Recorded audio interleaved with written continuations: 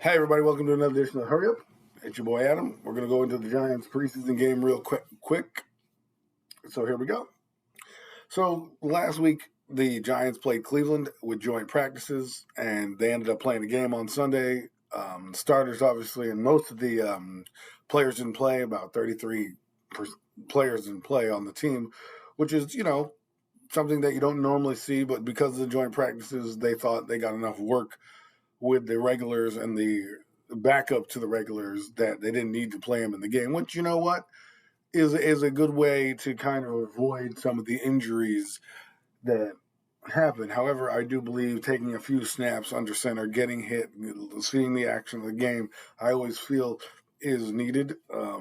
Personally, I mean, maybe that's just an old school way of thinking, but I just think sometimes dropping these guys into the regular season, kind of throws them off a bit. Now I know they're going to play against the Patriots on Sunday. Some of the starters, probably a half. We'll see. We'll see how the game goes because Joe Judge could say they play half, but Giants offense or defense comes out in gangbusters. Maybe they start to pull guys. It's the last week of real evaluations and real tape, so you're going to see a lot of the starters play and then a lot of the backup plays play. The team's already basically made. You'll see it in this game. In the fourth quarter, you'll see a lot of the guys still trying to hang on to the roster, and those guys that might be injured, that don't get to play, that are out, like the Cole Hicatinis of the world, those type of guys who are on the bubble, who are doing great things in practice. Rice and John, let's see how well his injury is. These guys are going to play in the fourth quarter predominantly, so just look out for that. I thought it was a lot more fun this game. The Giants got to move the ball, even though it was boring. It was a little bit more, it looked more like a football game than the first game. You got to see the team move the football up and down the field. The running back, Devontae Booker, was running real hard. I really enjoyed watching what he was doing and looking forward to him being the 4-minute back, or maybe even doing a 2-back set with him and Barkley in the game to kind of throw off the defense a little bit because he's a pound it down your throat type of back. And when you have him softening up the defense in the first few weeks, then bringing in Barkley behind him, when Barkley gets his carries, I think that's going to make a decent 1-2 punch for the Giants starting out. And then it's going to reverse roles, right? You're going to wear out the defense, run around trying to catch Barkley, and then use Devontae Booker, hopefully when you're with a lead in the last 4 minutes, kind of pound the rock and, take that already defense that's tired and hot from running around chasing Barkley to now, oh, great, now we got to tackle this guy who's going to run through our arm tackles. So it's good to see.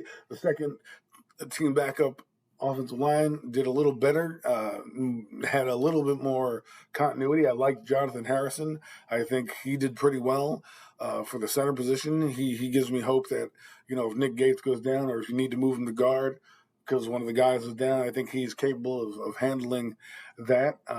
And a few other guys, Chad Slade kind of stepped up from the previous week. Chad Slade has been a career backup and a spot starter, so it was good to see him bounce back. And other guys on offense, like David Sills, still performing.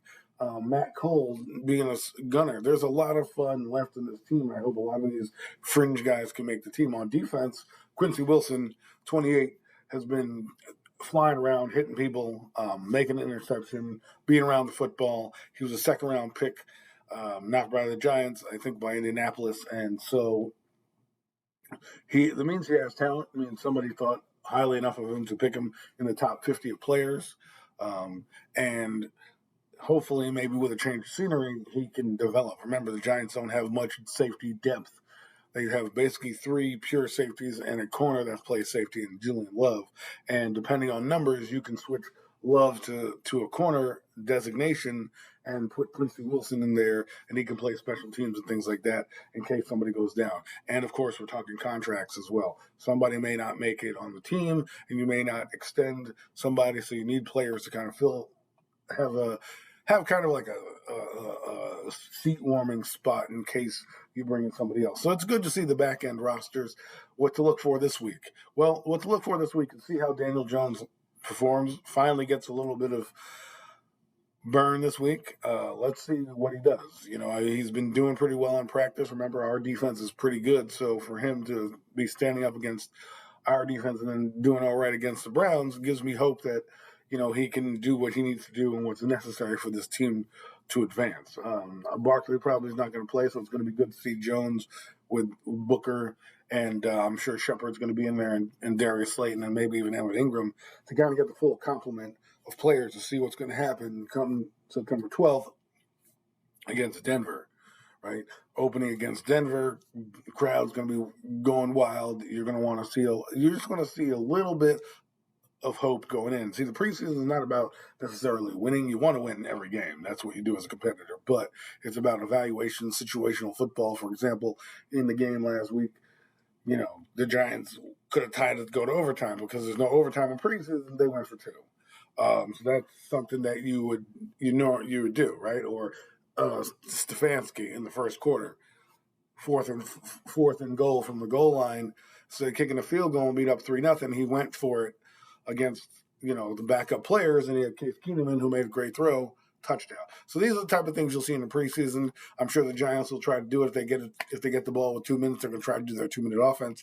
So just look for those things. Enjoy the last few weeks of the preseason and the last few games, and hopefully a guy that you're looking at makes the roster, and we make some trades and get more draft picks and more draft capital, because that draft capital is great for when you need to move up and down in the draft, especially with draft picks being slotted to make certain types of money whenever you pick them. So that's preseason. Last night they also had Monday Night Football games on. Detroit looks like they're going to be a team that's going to be a lot of work. Watching Melvin Ingram in that black and gold, kind of scary with the Pittsburgh team. They'll find a place for him. As for the Saints, they're still the Saints. They're still going to be doing well. I know people think Drew Brees is the catalyst of that team. They really have a good defense. Their quarterback looks like it's going to be Jameis Winston. As long as he's competent, they'll be in it in the South. And Trevor Lawrence, well, let's hope we don't get the David Carr effect, right? David Carr got sacked 72 times the first time he was in the NFL, and I don't want that same fate to happen with Trevor Lawrence, because that really messes with a guy's psyche, and it never really recovers from that type of that many hits. So let's see. Anyways, this has been an edition of Hurry Up. I hope you enjoyed the video.